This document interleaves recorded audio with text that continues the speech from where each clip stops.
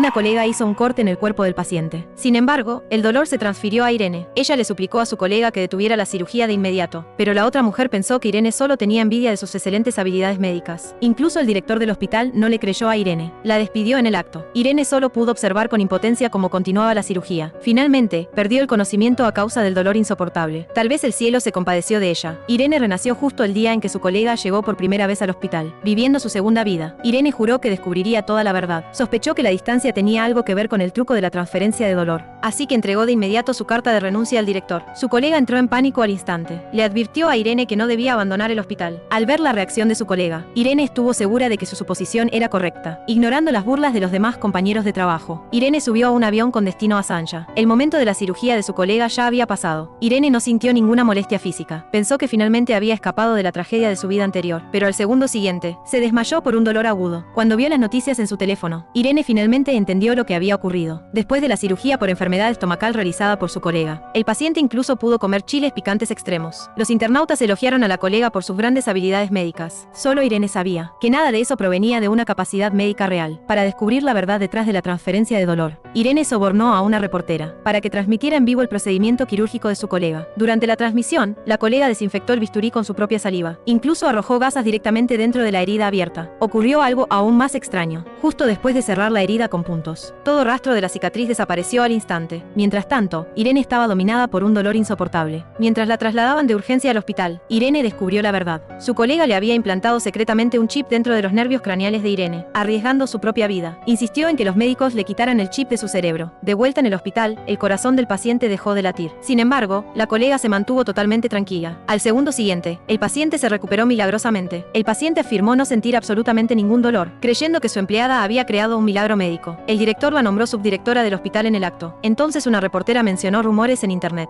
de que la colega había falsificado sus credenciales académicas. Ante las dudas del público, el director le exigió que hiciera una demostración en vivo. La colega asumió que Irene ya estaba muerta y no se atrevió a realizar ninguna cirugía. Pretendió estar abrumada por una gran presión y anunció su retiro del ámbito médico. Lo que nunca esperó fue que Irene apareciera en el lugar. Irene reveló cada parte de su malvado plan. La colega todavía intentó poner excusas. Poco sabía ella que Irene ya había reunido pruebas contundentes. Los familiares enfurecidos condenaron a la colega por su corazón malvado. Pronto llegaron los oficiales de la ley y se la llevaron. La verdadera competencia siempre puede resistir la prueba. El honor obtenido mediante el fraude terminará siendo revelado por la verdad.